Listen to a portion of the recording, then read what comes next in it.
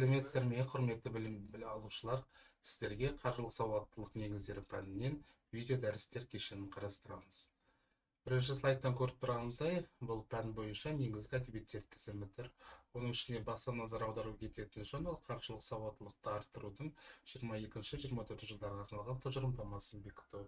Сонымен қатар, өзім кітапханада бар қаржылық сауаттылық негіздері оқу құралына назар аударғандарыңыз жөн. Бірінші тақырыпты біз қаржылық сауаттылық негіздері, яғни жеке бюджетті қаржылық жоспарлау туралы талдаймыз. Негізгі мақсаты бүгінгі таңда сіздердің кірістер мен шығыстарыңызды талдау, оларды жоспарлау және қаражат жинау үшін шығындарды оңтайландыруды үйрету болып табылады. Анықтамадан қарайтын болсақ, бүгінгі таңдағы қаржылық сауаттылық ең алдымен ол өз ақшаңызды сауатты пайдалана білу деген сөз. Қаржылық сауаттылықтың маңыздылығын қарастыратын болсақ, бүгінгі жағдайда ол өмір сүру деңгейін, яғни жақсартуға байланысты, яғни қаржылық сауаттылықты көрсету арқылы азаматтар өздерінің әл-ауқатын, өмір сүру деңгейін жақсартады. Екіншіден, ол тұтынушыларды қорғау. Өйткені бүгінгі таңда біздердің барлықтеріміз нарықтағы тұтынушылар болып табамыз. Біздің қандай құқықтарымыз бар, оларды қалай қорғай білу қажет, сол туралы тоқталамыз. Сонымен қатар, үшіншіден, қаржылық қызметтерге қолжетімділік. Бүгінгі таңда кез келген қаржылық институттар ұсынатын әртүрлі өнімдер смартфондарыңыздың көмегімен қолжетімді болып табылады. Сол қолжетімділік сонымен қатар әртүрлі кибератакаларға да жол беруі мүмкін, содан қорғану амалдарын талдаймыз. Жалпы, бүгінгі таңдағы қаржылық сауаттылықтың негізгі құраушы ретіндегі ол сіздердің қаржылық қызметтерді және жеке құралдарыңызды пайдалана білу сауаттылығын арттыру, меншікті қаржы құралдарын басқару дағдыларын қалыптастыру, сонымен қатар халықтардың қаржы жүйесінің жұмыс жасауының негізгі қағидаттарын қарастыру болып табылады.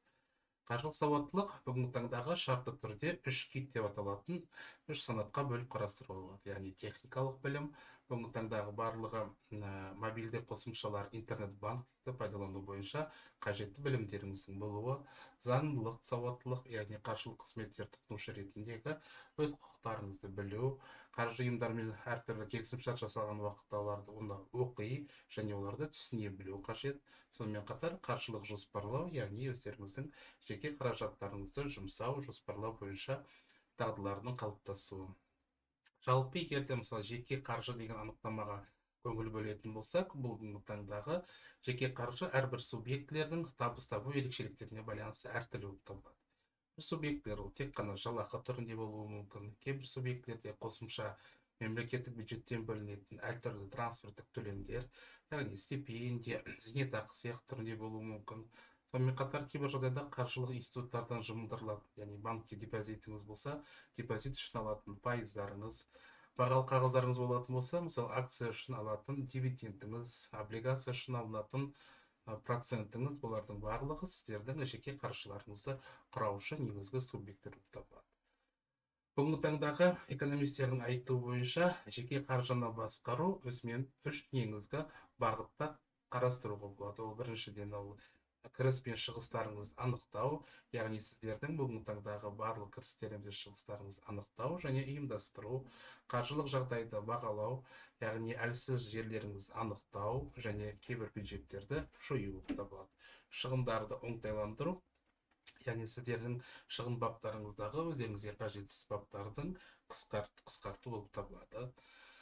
Егерде жеке қаржыны басқару бүгінгі таңда бірнеше артықшылықтар береді. Ол ең алдымен сіздердің өздеріңіздің кірістер мен шығыстарыңыздың барлық көздерін анықтау және ұйымдастыру, бар қаржыларыңызды бағалай білу, сонымен қатар ақша ағындарын тиімдірек басқару, яғни кіріс шығыстарыңызды жоспарлау, өздеріңізге жинақ жасауға деген бейімділікті қалыптастыру, сонымен қатар жиналған жинақтарды инвестиция түрінде салу және соның арқасында өздеріңіздің қаржылық жағдайларыңызды барынша жақсарту болып табылады.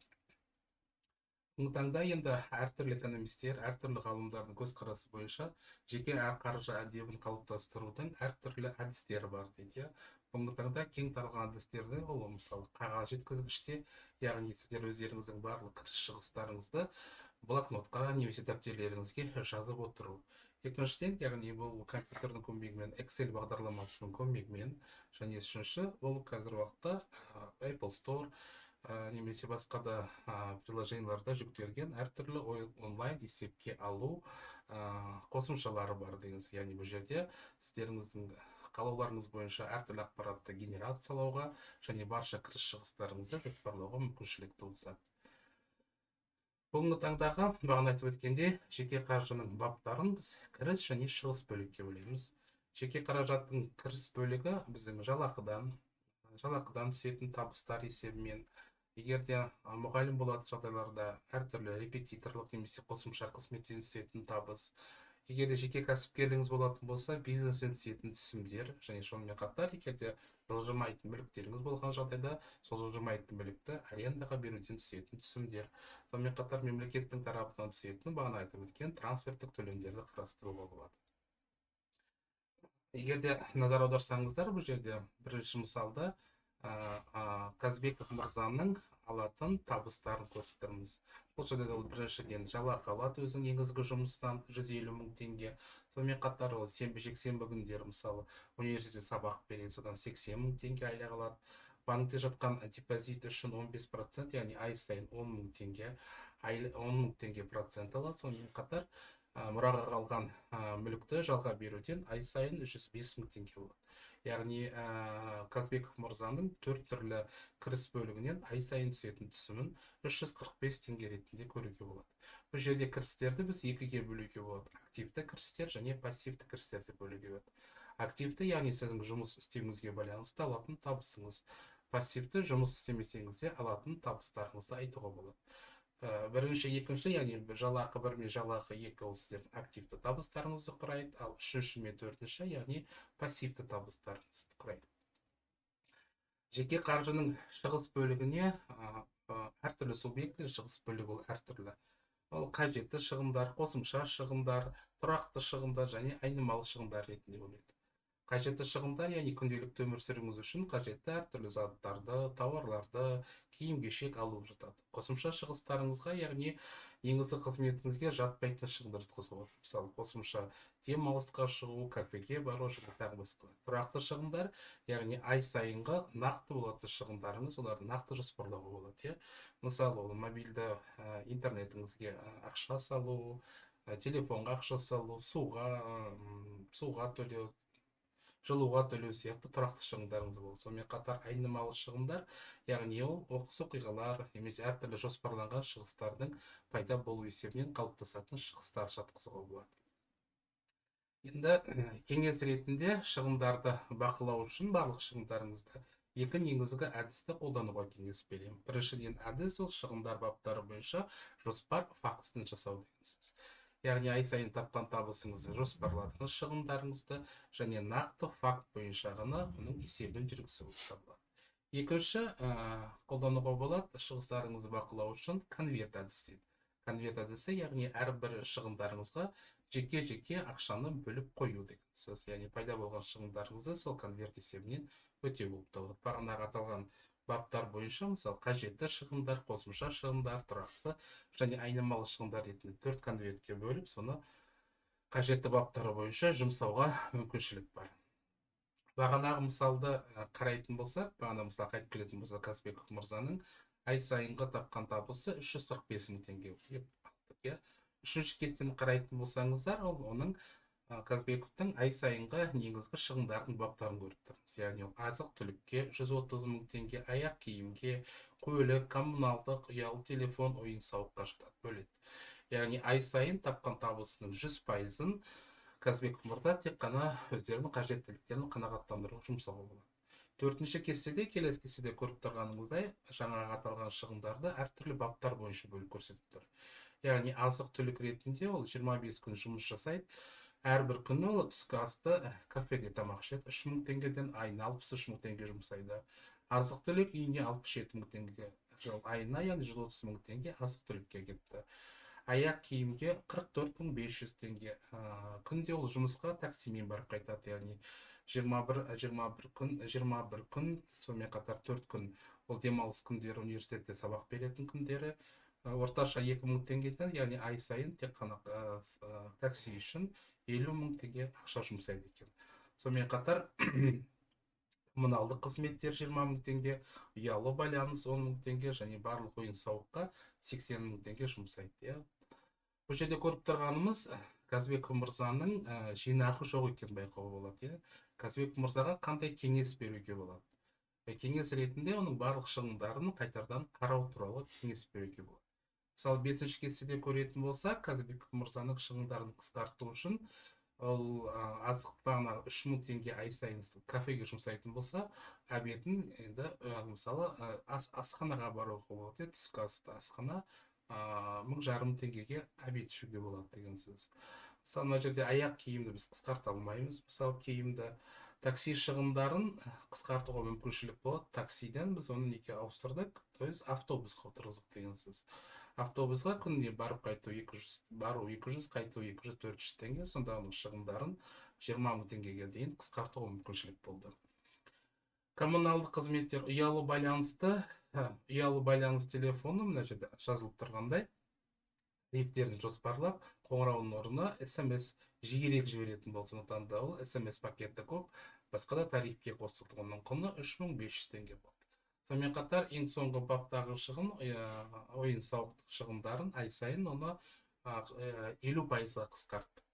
Яғни қыдыруды қойдық деген сөз. Сонда итого үнемдеу әсерінен Қазбек мырзаның ай сайынғы жұмсайтын шығындары 226.500 теңгеге төмендеді. Яғни Қазбек мырза ай сайын 118.500 теңгеге қысқартты. Ода тапқан табысы, яғни тапқан табысың шамамен 34%-ын үнемдеуге мүмкіншілік пайда болды. Үнемделген соманы жинақ жасауға, жұмсауға мүмкіншілік туындады. Жинақ жасау неліктен бүгінгі таңда маңызды дейді? Ол алдымен жинақ жасаудың негізгі әдет қалыптастыратын, ол өзіңізге төлеңіз дейді. Өзіңізге деген төлеу деген сөз, яғни барлық шығындарыңыз қайтадан қарап отыру деген сөз. Екіншіден, ол ай сайынғы жинақ сомасын анықтау қажет. Тапқан табысыңыздың, яғни ай сайын қаншама мөлшерін депозитке салуға мүмкіншілігіңіз бар. Мысалы, 10%-дан төмен болмауға деген кеңес беріледі негізінен. Және де әрбір жасаған жинағыңыздың мақсатын анықтау керек. Бұл жинақты жинау есебінен не аламын? Мысалы, жаңа телефон аламын, үй аламын, немесе машина аламын. Мақсат анықталған уақытта жинақ жасауға деген бейімділік жоғарырақ артады. Келесі тақырып, екінші тақырып, ол жинақ жасаудың негізгі құралы депозит болып табылады. Депозиттің түрлерін, пайыз төлеудің және депозиттер бойынша Қазақстандағы кепілдік беру жүйесін талдаймыз. Жалпы депозиттен бұрын біз жалпы өсу процесі және дисконттау процесі деген екі түсінікке алдымен түсінуіміз қажет. Бұл не екен? Өсу процесі деген сөз, міне бізде қазірде сома бар. Оған банк процент қосып берді. Итого болашақтағы біздің сома шықты деген сөз. Бұл өсім болады. Мысалы, 100 мың теңгеге депозит салдың, ай сайын 15 мың теңге процент қосты, 115 мың теңге алдыңыз деңіз. Бұл өсім болды. Екінші түсінік дисконттау. Дисконттау деген түсінік ол керісінше жүреді. Ең біріншімен біз болашақтағы қажетті соманы анықтауымыз керек. Мысалы, бізге болашақта 500 мың теңге керек. Мерзімі мысалы 3 айдың ішінде деген сөз. Яғни 3 айдың ішінде 15% банкке депозитке салып отырсақ, бүгінгі күннен бастап әрбір ай сайын қаншама мөлшерде депозитке ақша салып отыруымызды анықтайды. Бұндай үрдісті біз дисконттау дейміз. Біз болашақтағы сома және бүгінгі таңдағы қажетті соманы анықтау процесі. Екі түсінік бар негізі. Депозит деген түсінік бар және салым деген түсінік бар. Кейбір әдебиеттерде екеуі бір түсінік ретінде қалыптасады, кейбір әдебиеттерде ол екі түрлі түсінік ретінде қарастырылады. Депозит, то есть бұл ең алдымен келісілген, банкпен келісілген сақтау және пайыз төлеу шартымен орналастырылған банктік салым ретінде қарастырылады. Ал салымды қарайтын болсаңыздар, ол үстеме пайызы негізінде соманы есептеу, жинақтау, көбейту мақсатында ақшаны орналастыру. Енді бірінші анықтаманың да екінші анықтаманы қарайтын болсаңыздар, бұлардың айырмашылықтарына көргенде ұқсастықтары көп. Сондықтан да көптеген мемлекеттерде бұл екі түсінік бір түсінік ретінде қалыптасады. Салым жасаудан, яғни депозит сақтаудан қандай мүмкіншілік аламыз, қандай функциялар ол? Біріншіден жинақтау, яғни болашақта қажетті ақшамызды бүгінгі күннен бастап жинақтау. Екіншісі ол бізге белгілі бір қаржылық қауіпсіздік береді. То есть болашақта егер де жаңа сізде пассивті табыстарыңыз көп болса, мысалы егер де жұмыссыз қалып қойсаңыз, ауырып қалсаңыз, ай сайынғы шығындарыңызды жабу үшін сізге қаржылық қауіпсіздік береді. Үшіншіден, қаржы нарығындағы тұрақтылықты қамтамасыз етеді. Яғни сіздің салған депозитіңізді коммерциялық банктер басқа бір субъекттерге кредит түрінде береді. То есть сізден артық қалған сомма біреуге қажетті сомма ақша болып барады. Сонда бұл үрдіс үнемі экономиканың дамуға да септігін тигізеді. Және де ең бастысы, салымнан біз қосымша пайыз көреміз. Өйткені әрбір жыл сайын инфляция мөлшерінің жоғарылауының әсерінен біздің бүгінгі ақшамыз құндылығын төмендетуі мүмкін. Бүгінгі таңдағы депозиттерді қарастыратын болсақ, түрлер ретінде, бірінші ретінде ақшалай шот деп қарастыруға болады. Ақшалай шот деген сөз, кейбір қазір коммерциялық банктерде шотыңыздағы, дебиттік картаңыздағы сомаларыңызға әрбір күн сайын пайыз төлеу деген тәжірибесі бар. Мысалы, Евразиялық банкте әрбір күнге дебиттік шотыңыздағы ақша үшін банк процент төлейді деген сөз. Металдық шот деген сөз, яғни бұл сіз депозитіңіз ақшалай формада емес, белгілі бір металға шағылып салынады. Мысалы, 1 грамм алтын деп. Мысалы, 1 грамм алтын бүгінгі таңда 55 мың теңге болатын болса, 55 мың теңгеге металдық шот ашасыз. Алтын шоты, яғни алтынның бағасы өскен сайын, яғни сіздің шотыңыздағы ақшаның мөлшері де артып отырады. Стандартты банк ұяшығы деген сөз, бұл клиенттерге өздерінің әртүрлі құндылықтарын сақтау үшін банк тарапынан әртүрлі ұяшықтардың берілу процесі деген сөз. Төртінші жол, жинақ немесе депозиттік сертификаттар деген сөз, банкке егерде ірі сомадағы депозит салсаңыздар, яғни салым салған жағдайда сіздерге белгілі бір бағалы қағаз түрінде депозиттік сертификатты да беруі мүмкін. То есть депозиттік сертификатты сіздер кәсіпкер болған жағдайда әртүрлі төлемдер жасау үшін да қолдану мүмкіншіліктеріңіз бар. Ал салымдардың бүгінгі таңдағы үш негізгі түрін қарастыруға болады. Жинақ салымдары, мерзімді салымдар және мерзімсіз салымдар және мерзімді салымдар. Жинақ салымдарының негізгі мысалы ретінде қарастыруға бүгінгі отбасы банк қарастыруға болады. Сіздерге үй қажет үшін белгілі бір соманы жинадыңыз деген сөз. То есть мұндай жинақ салымдарын толтыруға болады, бірақ шешуге тыйым салынады. Мерзімсіз салымдар ол бүгінгі таңдағы коммерциялық банктердің ең кең тараған депозиттердің түрі болып табылады. Бұл депозиттерді мерзімді салымдар, кейбір әдебиеттерде оны талап етілгенге дейінгі депозиттер дейді. Бұның соманы толықтыруға да болады кез келген уақытта белгілі бір соманы шешуге де мүмкіншілік бар. Үшінші түрі мерзімді салымдар деген сөз, яғни бұл салымдарды сіздер толықтыруға да болмайды, және оны шешуге де болмайды деңіз. Мысалы, 3 жылға салдыңыз ба, 3 жыл бойы ешқандай оны қозғалыс жасауға болмайды. Үш депозиттің ішінен пайыз төлеу бойынша ең тиімдісі біздерге мерзімді салымдар болып табылады. Өйткені мерзімді салымдар банкке белгілі бір тұрақтылық береді. Мысалы, 20 миллион теңгеңіз 3 жылға салсаңыз, яғни банк еш уайымдамай 3 жыл бойы сіздің ақша қаражаттарыңызды айналысқа жіберуге мүмкіншілік туындайды. Сондықтан да сіздер үшін төлейтін пайызы да жоғарырақ болады. Ең төменгі төлейтін пайыз ол бізде мерзімді салымдар болып табылады дейміз. Өйткені оны жоспарлау мүмкін емес, оны кез келген уақытта клиент толықтыруы да мүмкін, және кез келген уақытта оны сүруді, алып шешіп алуы да мүмкін дейміз. Жалпы бүгінгі таңдағы коммерциялық банктердің пайыздарын төлеу тәжірибесіне әсер ететін бірнеше факторларды өтуге болады. Яғни мерзімі, то есть мерзім көп болған сайын банктің төлейтін пайызы да жоғары болады. Салымның мөлшері, яғни салынған сомаңыз және салымның валютасы болып табылады. Заңнама бойынша, мысалы, шетелдік валютадағы доллардағы, евродағы бойынша депозиттер Қазақстан Республикасында тек қана 1% көлемінде ғана төленеді деген сөз. Ал коммерциялық банктер бізге төлейтін пайыздарды есептеудің екі негізгі әдісі бар. Ол қарапайым пайыздық және күрделі пайыздық. Әрқайсысына жеке-жеке тоқталып өтейік. Қарапайым пайыздық мөлшерлеме мына жерде формуладан қарайтын болсаңыздар, яғни біз белгілі бір соманы салдық, коммерциялық банк бізге мерзімнің соңында оған пайызды қосып береді деген сөз. То есть, мысалы, 1 жылға салдық, 1 жылға депозит 15% деді, салынған сомаңызға плюс 15% қосып берді. Бұл қарапайым пайыздық схема. Келесі бар күрделі пайыздық схема. Күрделі пайыздық схема формуласы төмендегідей көріп тұрмыз жаңағы Бірақ ерекшелік соң қосылған бөлігінде, соң қосымдаған бөлігін біз капиталдандыру деп аталады деген сөз. Мысалы, депозит ашылды 3 айға, мысалы 1 жылға ашылды, ай сайын капиталдандырумен деді. Яғни ай сайын банк сізге депозитке пайыз қосып отырды. Қосқан пайызға келесі айдан бастап пайыз төледі.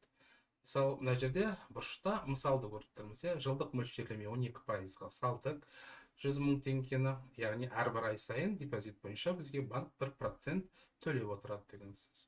Бірінші айдан бастап біздің сомамыз уже 100 мың емес, 101 мың. Екінші айға, яғни 101 мыңға уже 1% есептейді деген сөз. Итого екінші айда бізде уже 102 мың оны болады. То есть оны бір жылға салатын болса, яғни бұл процесс бірнеше рет қайталанып отырады. Бұл капиталдандыру дейді. Яғни негізгі кеңес депозит ашқан уақытта именно капиталдандыру, яғни күрделі пайыз схемасы бойынша пайыздары төлейтін депозиттерді таңдаған жөн болып табылады.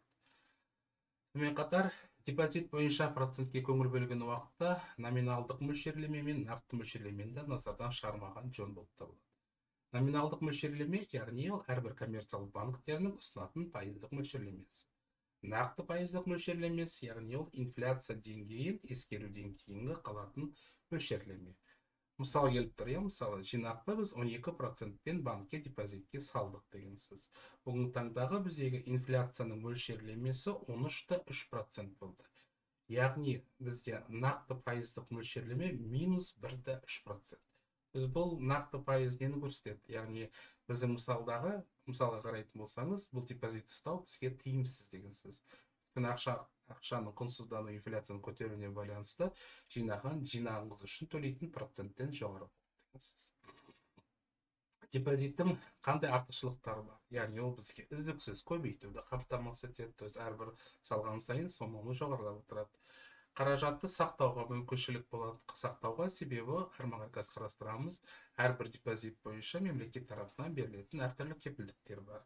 Және тұрақты толтыру, депозиттерді үнемі толықтырып отыруға мүмкіншілік бар деген сөз. Бірақ сонымен қатар депозит бойынша кемшіліктерді де ұмытпаған жөн. Яғни бұл банктердің банкроттық қаупі бар. Төмен пайыздық мөлшерлеме, бағанағы мысалдағы сияқты, банк төлейтін проценті инфляция мөлшерінен жоғары болуы мүмкін. Және егер де мерзімді салым болатын болса, уақытынан бұрын депозитті бұзсаңыздар, коммерциялық банк тарапынан сіздердің келісімшартты бұзғаны үшін алатын комиссиясы бар. Комиссиясының мөлшері алатын табыстан да жоғары болуы мүмкін. Жаңа айтып өткенде, Қазақстан Республикасында жеке тұлғалардың салымдарын сақтандыру қоры бар. Бұл қордың Қазақстанға негізгі мақсаты депозиттерге, жеке тұлғалардың және дара кәсіпкерлердің депозиттеріне кепілдік беру болып табылады деген сөз. Сонымен қатар бұл жерде кепілдік берген уақытта кепілдік сомалар туралы да ұмытпаған жөн. Яғни бұл деген сөз кепілдік берудің көріп тұрғандай максималды сомалары бар. 20 миллион теңгеге дейін кепілдікті ұлттық валютадағы жинақ салымдар бойынша кепілдік береді.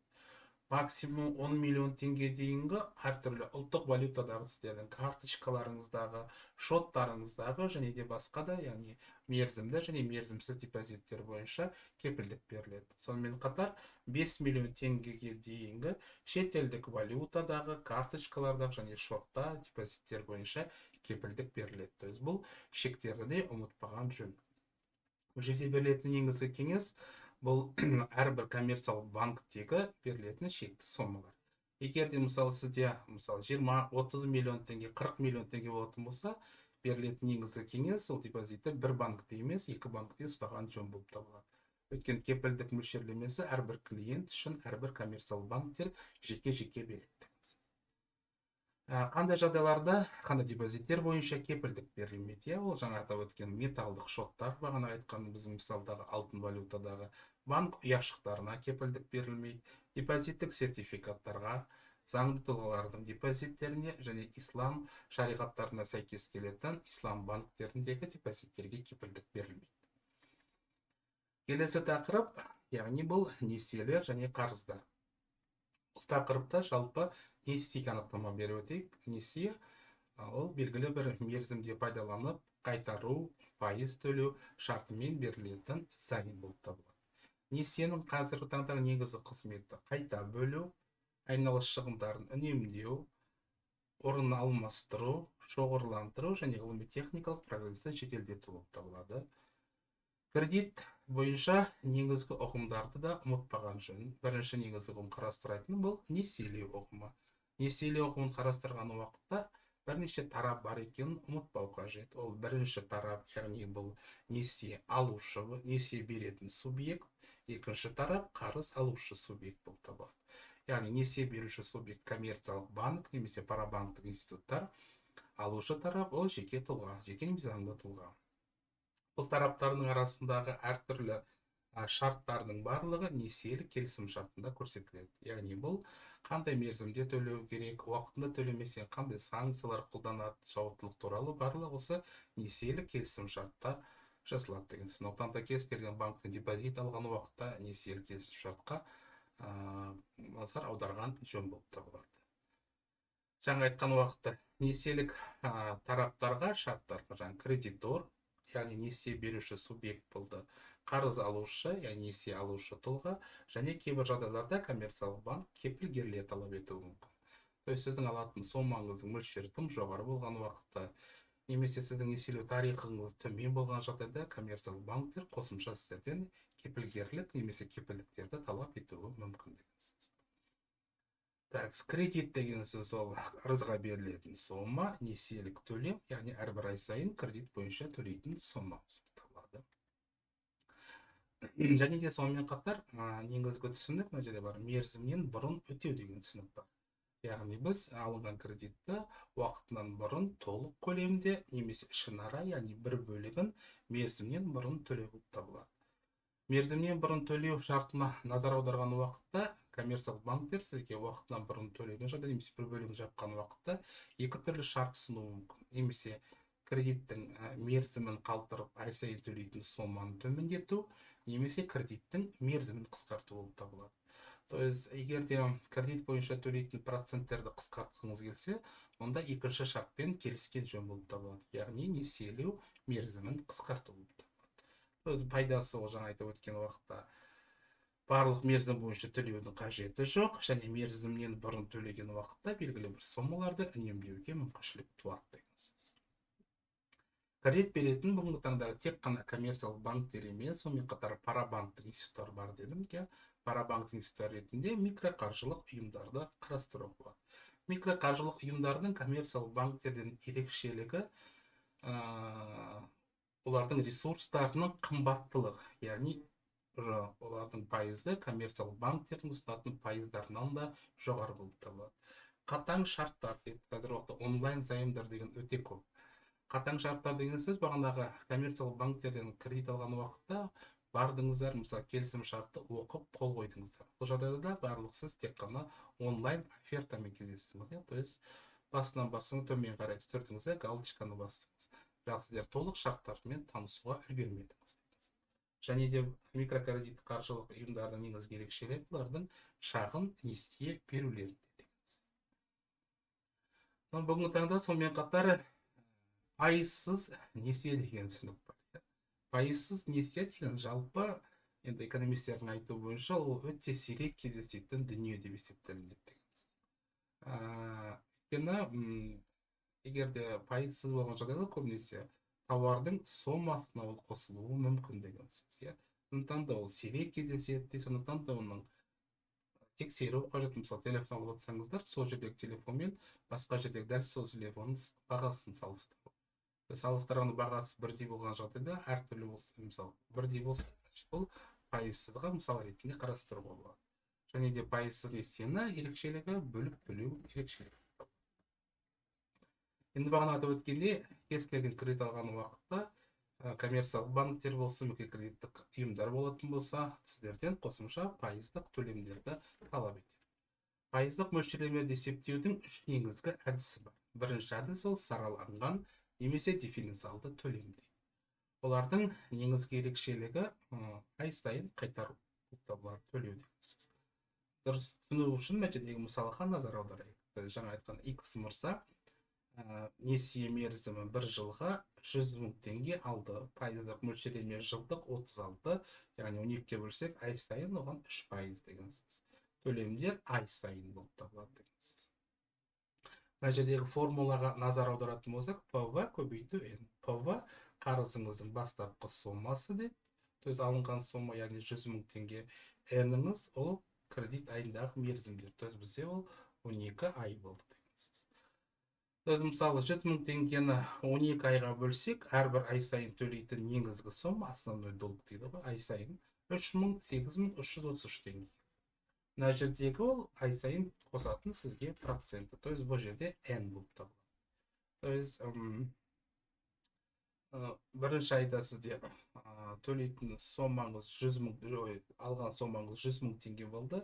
Яғни бірінші ай үшін процент 3 000 теңге деген сөз. Мына негізгі сомамен процент қосылған уақытта ай сайынғы төлейтін бірінші айдағы сомаңыз 11 333 теңге болды.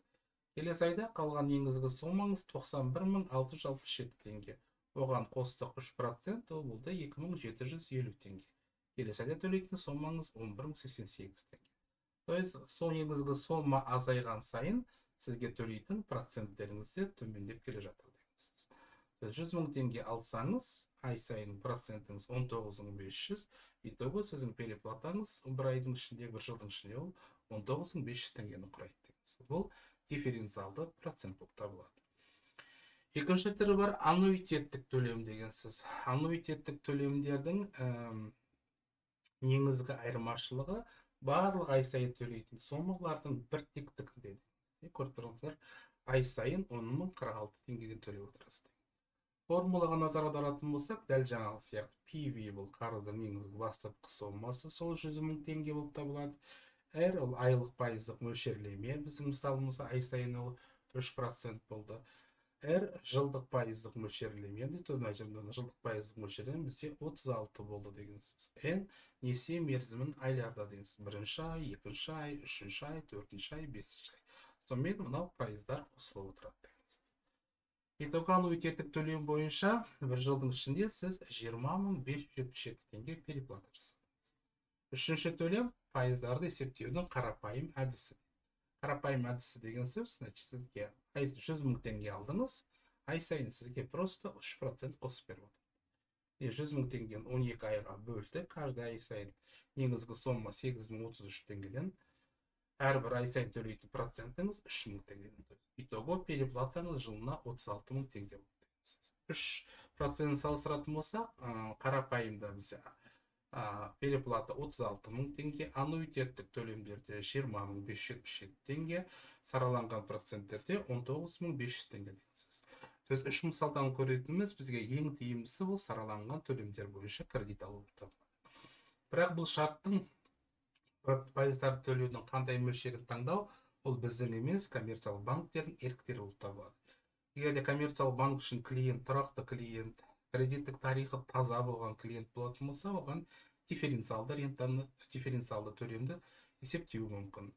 Егер де клиенттерде сәл кешігушілік болатын болса, немесе келген банкке бүгінгі таңда келіп тұрған алғашқы жүгініп тұрған клиент болса, оны аннуитеттік төлемде түсінуі мүмкін.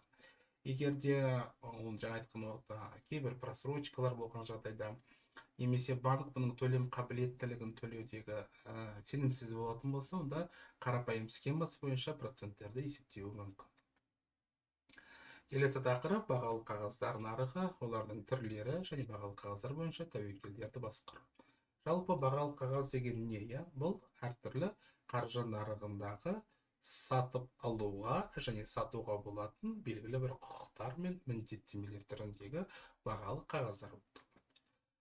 Бүгінгі таңдағы бағалы қағаздарды, негізгі бағалы қағаздарға акциялар мен облигацияларды қарастырады. То есть акция мен облигацияның бір-бірінен артықшылықтары мен кемшіліктері бар. Егер де сіз акция сатып алсаңыз, сіз акционерлік қоғамға белгілі бір үлесіңізді қосасыз, яғни сіз инвестор болып табыласыз дейсіз.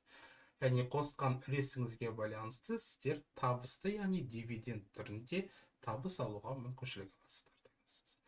Оның екі негізгі түрі бар: қарапайым акциялар бар және артықшылығы бар.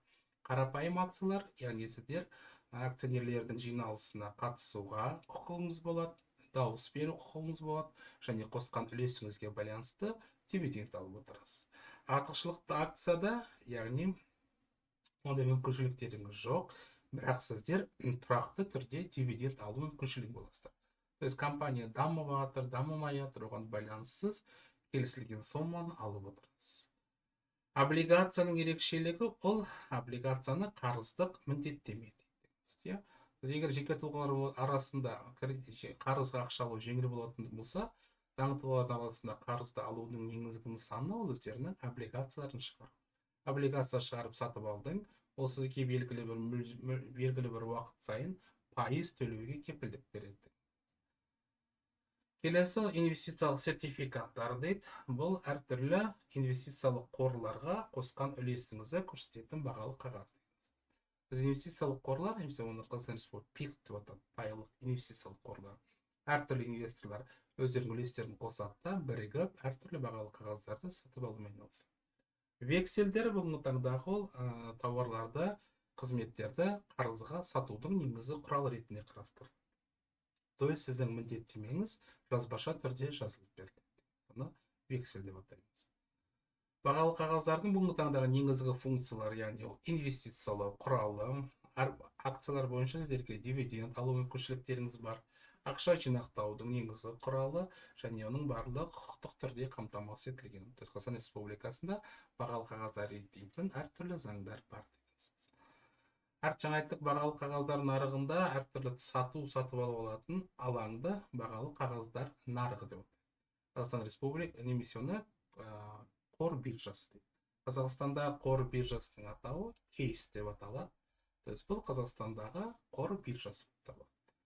Жалпы бағалы қағаздар нарығы бастапқы нарыққа және қайталама нарыққа. Бастапқы нарықта, яғни сіздер бағалы қағаздарды тікелей инвестордан аласыздар. Мысалы, Қазақстан Халық банкі акция алып жатсаңыз, егер тікелей сіз Халық банктен алып акцияны сатып алсаңыз, значит сіз бастапқы нарықтан алдыңыз. Егер де жаңа айтқан кейс қор биржасынан сатып алсаңыздар, значит сіздер уже қайталама нарықтан бағалы қағаз сатып алмаңызды байландырады. Бағалы қағаздардың үлестің жерде суреттен көрсетілген құндары өсуі де мүмкін, кейбір жағдайда төмендеуі де мүмкін. Өсу төмендеуіне әсер ететін әртүрлі факторлар. Бірінші негізгі фактор ол компанияның қаржылық жағдайы деген сөз. Компанияның қаржылық жағдайы артқан сайын сіздердің алатын дивидендтеріңіз өседі, компанияның бағалы қағаздары қымбаттайды деген сөз. Макроэкономикалық факторлар, то есть макроэкономикалық факторлар мемлекетте болып жатқан инфляция мөлшері, пайыздық мөлшерлеме, экономикада болып жатқан оң және теріс өзгерістер деген сөз. Және де нарықта күтулер. Әрбір инвестор бағалы қағазға, акцияларға, бағалы қағаздарға ақша салған уақытта белгілі бір күтулері бар дейміз. Кім нені күтеді? Соған байланысты оған әсер ететін факторларды өзгеріп отыр. Бүгінгі таңдағы бағалы қағаздарды есептеудің әртүрлі факторлары бар. Ол факторларға стратегиялық анықтау және нарықты зерттеу жатады. Стратегияны анықтау, яғни инвесторлар өздерінің инвестициялық стратегияларын анықтау қажет. Әрбір инвесторның мақсаты қандай? Нарықтағы жағдай, макроэкономикалық факторлар компанияның қаржылық жағдайларын көңіл бөлуі керек. Бағалы қағаздар нарығы тез арада табыс табатын мүмкіншілік емес. Бағалы қағаздар нарығында кез келген нарықтағы сияқты әртүрлі тәуекелділіктер бар екенін де ұмытпау керек. Бірінші тәуекелділік, яғни ол нарықтағы әртүрлі тәуекелдіктер, өз нарықтың өзгеруіне туындайтын факторлар. Қаржылық тәуекелділіктер, компанияның қаржылық жағдайы төмендеп кететін болса, сіздің салған сомаңыздан төмен сомаға бағасы түсіп кетуі мүмкін. Өтімділік тәуекелі, нарықтағы тұрақсыз жағдайлар болған уақытта бағалы қағаздарды тез арада сатуға қиыншылықтарда туындауы мүмкін. Келесі тақырып салықтар деп аталады. Яғни бұл тақырыпта біз жеке тұлғалардың салық салуының негізгі ерекшеліктеріне көңіл бөлеміз. Салықтар деген түсінік мемлекеттің бір жақты тәртіппен заң жүзінде белгіленген, әрбір салықты төлеудің белгілі бір мөлшері бар. Салық еш уақытта субъектіге қайтарылмайды, және ол өтеусіз сипатта болады. Біз оны төлеу сонымен қатар міндетті болып табылады. Немесе былай айтады, егер де сіздерде салық салу объектісі пайда болса, мемлекетке олар бойынша міндетті түрде салық төлеу қажет деген. Бүгінгі таңдағы салықтардың функцияларын үш негізгі функцияға бөліп көрсетуге болады. Біріншісі негізгі функциясы фискалдық функция. Яғни фискалдық функция салықтың негізгі мақсаты мемлекеттік бюджетті толықтыру деген сөз. Өйткені мемлекеттік бюджеттен әртүрлі бағыттарға ақшалар бөлінеді. Ақша бөліну үшін бюджет толу. Екінші реттеуші функциясы, яғни ұлттық шаруашылықтың даму бағдарламасына сәйкес әсер етуі дейді. Яғни салық мөлшерлемелерінің өзгеруі, ставкалардың төмендеуі, жоғарылауы экономиканы реттеудің негізгі құралы болып табылады. Мысалы, жеке кәсіпкерлерді қолдау үшін мемлекет салық төлеудегі арнаулы салық режимін қолданады. То есть салық төлеудің пайызы төменірек. Сол арқылы жеке кәсіпкерлерді мемлекет тарапынан қолдау шаралар жүзеге асады. Қайта бөлу функциялар деген сөз, яғни бұл әртүрлі субъектілердің табысының бір бөлігін мемлекетке беру арқылы әлеуметтік теңдікті қамтамасыз етеді деген сөз. То есть біз оны бөліп бердік мемлекетке, мемлекет біздің алған салықтардың есебінен әртүрлі әлеуметтік экономикалық бағдарламаларды орындау арқылы халыққа бөліп береді. Салық салуда бүгінгі таңда қолданылатын негізгі қағидаттар, яғни бірінші қағидат ол міндеттілік дейді. То есть салықтарды төлеу әрбір азаматтың міндеті болып табылады. Айқындылық, яғни салықты не үшін төлеп жатқанымыз нақты білу қажет.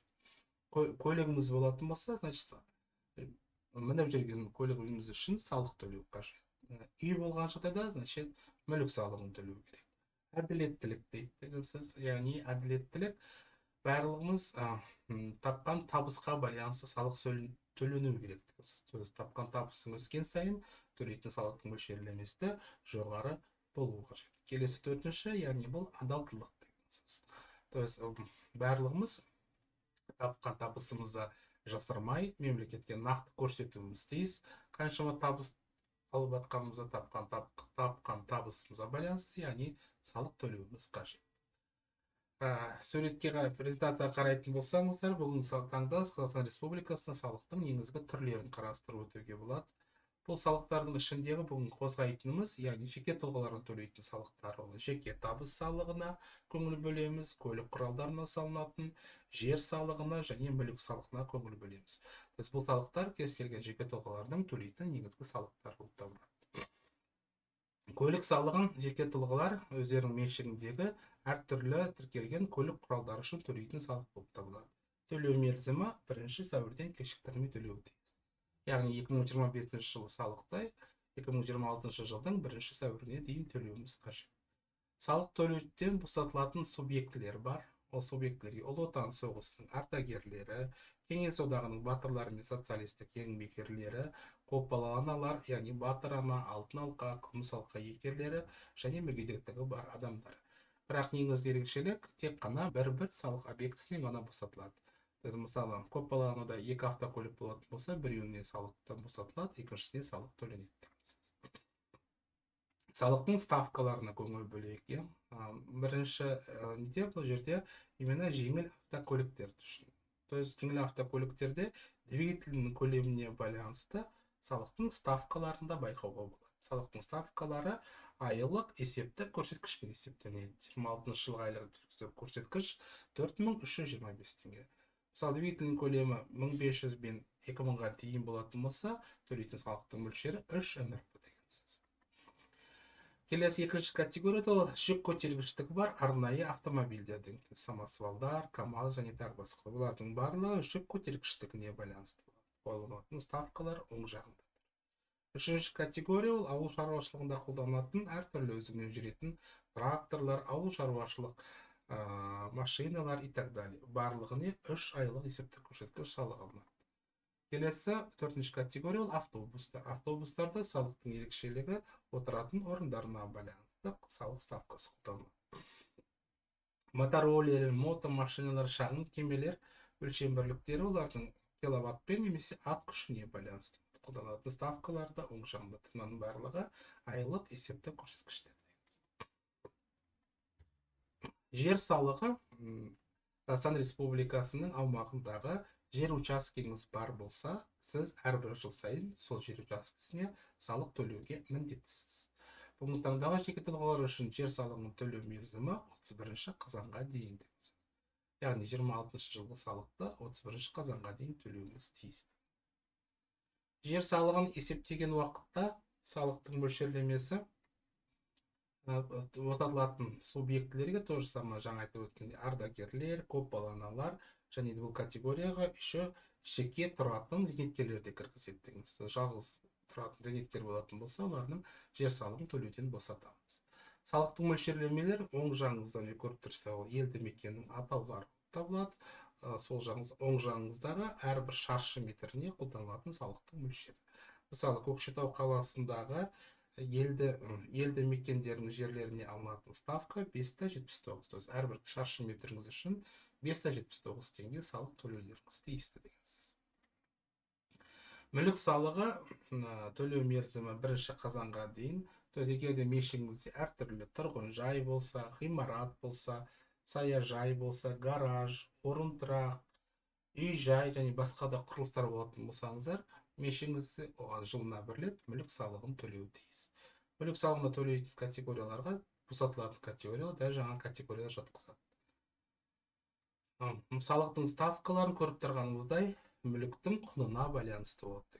Мүліктің құны бұл мүліктің нарықтық құны емес, бұл мүліктің құнын әрбір жыл сайын жергілікті әкімдік есептейді. Оны есептеген уақытта сіздің мүлігіңіздің орналасқан жері, тұрғын үйіңіздің қолданылатын мысалы қабатына да байланысты болады, шаршы метріне де байланысты, соған байланысты әрбір жылға сайын есептеледі.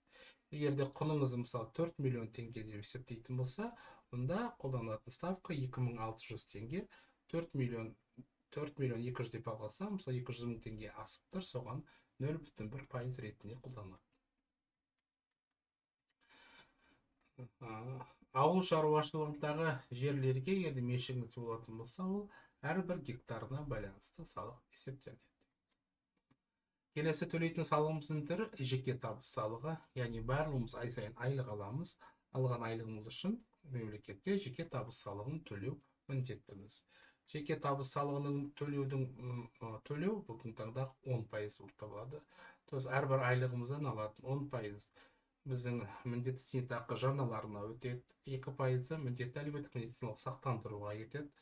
Одан алып тастаймыз бүгінгі таңдағы 15 айлық есептік көрсеткіш, яғни бұл барлық субъекттер үшін қолданылатын стандартты шекерім. Қалған сумманың 10% түрінде мемлекетке жеке табыс салығы төленеді. То есть жеке тұлғалардың табысына байланысты салықтың төлеу бізден ұсталынады, бірақ біз үшін төлемдерді біздің жұмыс берушіміз аударады. Келесі тақырып ол инвестициялар болып табылады. Инвестициялар бұл біз ақша қаражатына немесе басқа да ресурстарға болашақта пайда алу мақсатымен ақша салу болып табылады. Мақсат ол табыс алғымыз келеді, бәріміз болашақта құнды өсіргіміз келеді, және бұл бәріміз инфляциядан қорғануымыз келеді. Құралы болып табылады. Инвестицияларды әртүрлі түрлерге бөлуге болады. Бірінші түрі ол қаржылық инвестициялар. То есть бағана атап өткен акцияларға ақша салуға болады, облигацияларға, қорларға, немесе депозитке салуға болады. Барлық қаржылық инвестициялар мысалы.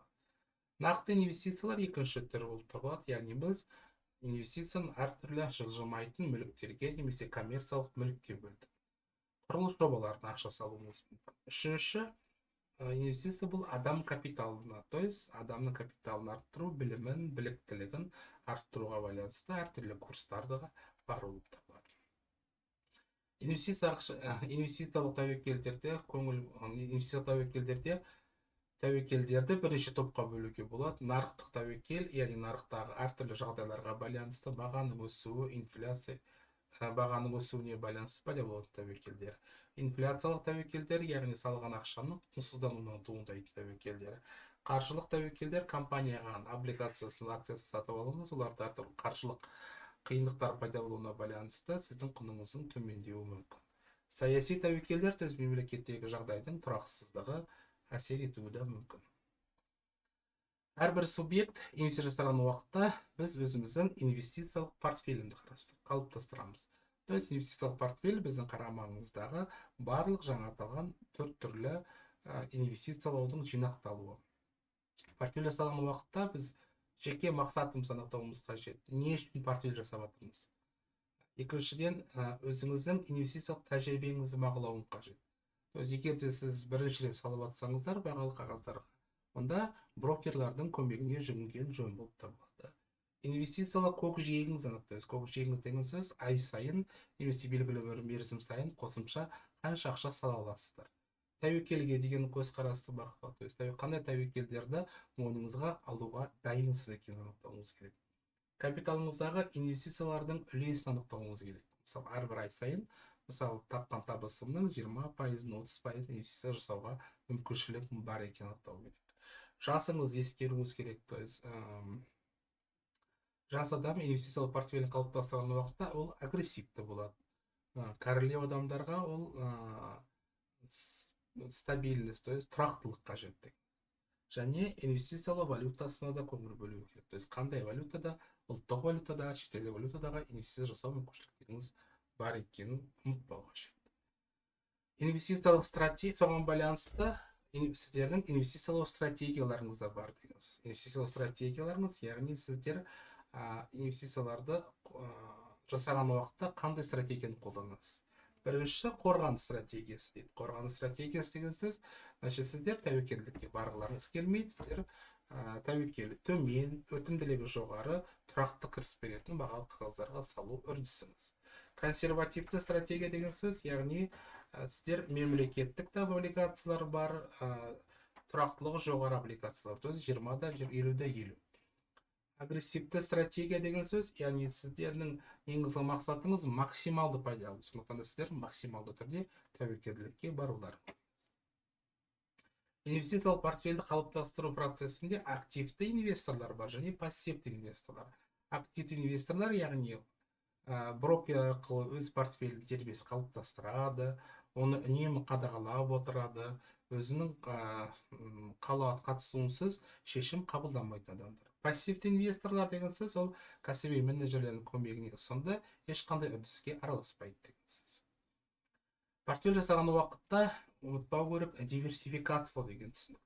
То есть диверсификациялау деген сөз тек қана бір активке ғана ақша салуға болмайды деген сөз. Сіздің портфеліңізде әртүрлі бағалы қағаздар, депозит та болуы мүмкін. Мысалы, бір компанияның бағалы қағазы төмендесе, екінші жоғарылау есебінен кеткен залалдарыңыздың орнын толтырасыздар деген сөз. Сонымен қатар түсінік бар, тайминг деген сөз. Тайминг деген сөз нарыққа кіру, шығу сәтті таңдау қажет. Инвестициялық тиімділікті бағалау үшін үнемі нәтижені біліп отыру қажет.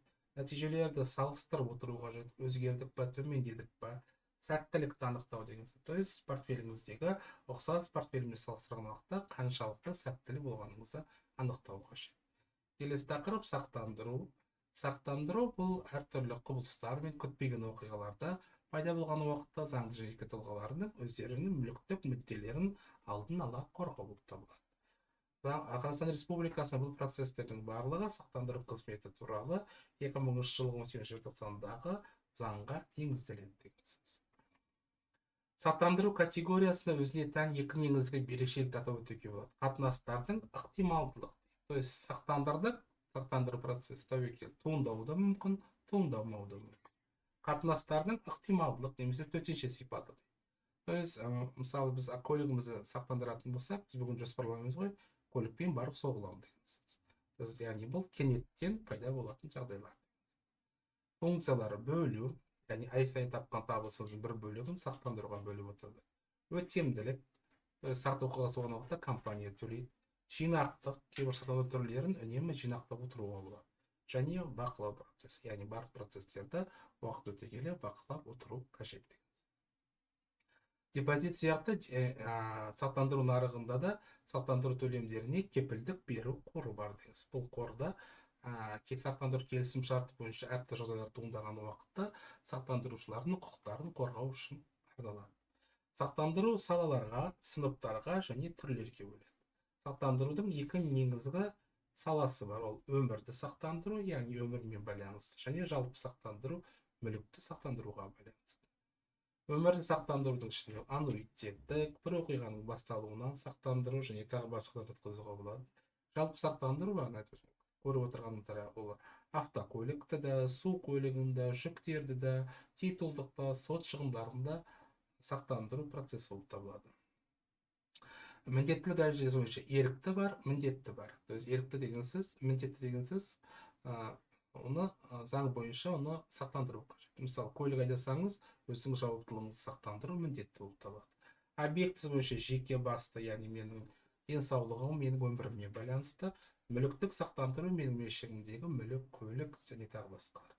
Сақтандыру өтеуге байланысты жинақтаушы, яғни белгілі бір соманы ай сайын құйып отыруға болады.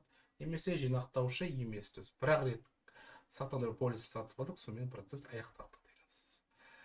Сақтандыру рыногында әртүрлі қатысушылар бар. Ол бірінші сақтандыру ұйымдары, то есть сақтандыру компаниялары, сақтандыру брокерлары дейді, то есть клиенттің тапсырмасы бойынша сақтандыру төлемдерін жасайтын субъект. Агент, сақтандыру агенті сақтанушы мен сақтандырушыны бір-бірімен кезіктіреді, өзінің комиссиясын алады, сонымен жұмыс аяқталды. Актуарийлердің негізгі функциялары сақтандыру ұйымдарының атынан әртүрлі экономикалық, математикалық есептеулер жүргізетін субъект. Андеррайтердің негізгі функциясы сақтандыруға қабылданатын сақтандыру тәуекелдерін бағалаумен айналысатын ұйымның қызметкері. Аджастердің негізгі функциялары бұл сақтандыру төлемдері бойынша әртүрлі өтініштерді қарау және сақтандыру жағдайында болған залаларды бағалау кіретін субъект. Сурвейердің негізгі функциялары сақтандыруға қабылданатын сақтандыру объектісін алдын ала тексерумен айналысады. Қазақстан Республикасындағы сақтандыру нарығын реттейтін уәкілетті орган ол Қазақстан Республикасының қаржы нарығын реттеу және дамыту агенттігі болып табылады.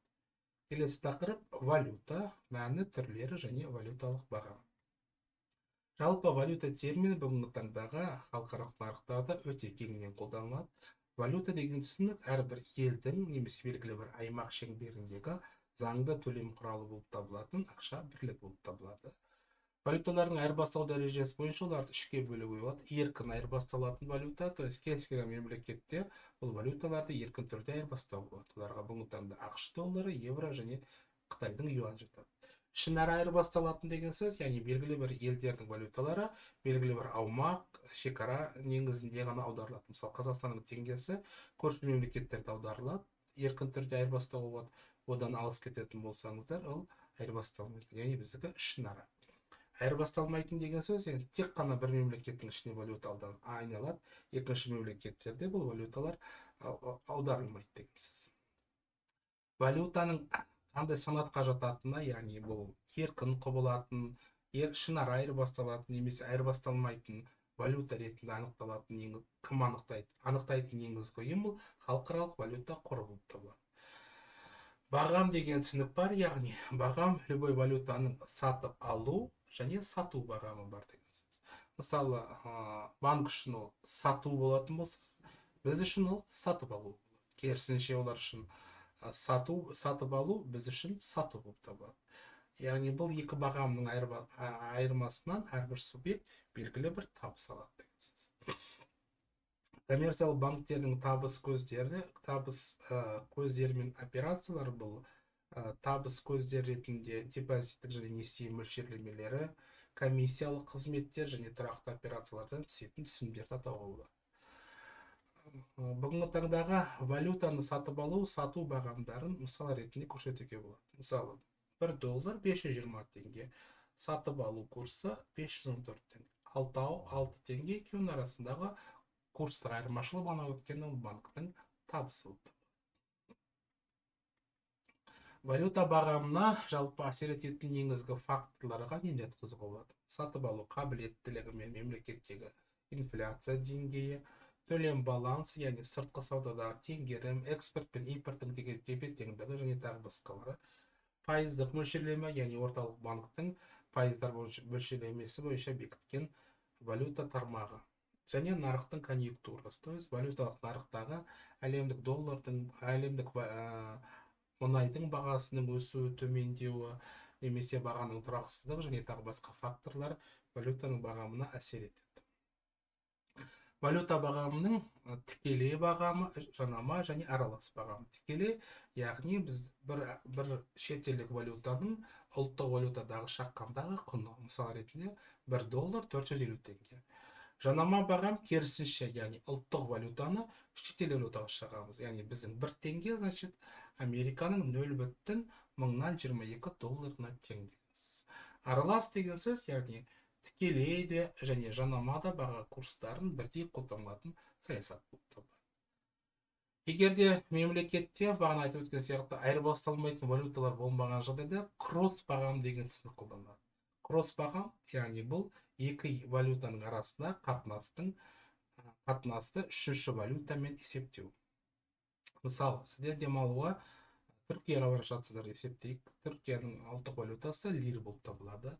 Біздің теңге Түркияда еркін түрде лирға ауыстыру мүмкін емес. Сондықтан да бізге әлемдік валюта сатып алу керек Қазақстанда. Мысалы, долларды алу керек, евромен бару керек деген сөз. Кросс бағам не үшін атаймыз? Бағана айтқан сияқты, любой бағамның сату бағамы бар, сатып алу бағамы бар. Олардың арасындағы айырмашылық біздің каждый доллардан немесе каждый евродан шеккен шығынымыз деген сөз. Сол шығындардың ішіндегі қайсысы ең аз болатын анықтау қажет. Валюта нарығының негізгі қатысушыларына банктер жатқызуға болады, жеке тұлғалар мен фирмалар, арбитраждар және орталық банктер. Бұлардың барлығының негізгі мақсаты нарықтан әртүрлі пайдаларды табу болып табылады. Валюта нарығында жүргізетін операциялар екіге бөліп қарастырамыз: спот операциялар және форвард. Спот операциялар, яғни валюта мәмілелерін дереу жүргізу болып табылады. Форвард деген сөз, оны келісілген бағам бойынша болашақта оны сатып алу деген. Бүгін курс 520 теңге болатын болса, $1, форвард операциясы бойынша бекітсек, значит, бір ай өткеннен кейін де осы курспен оны сатып алу мүмкіншілік. Құрметті білім алушылар, осымен қаржылық сауаттылық негіздері пәні бойынша видео дәрістер кешені аяқталды. Назарларыңызға рахмет.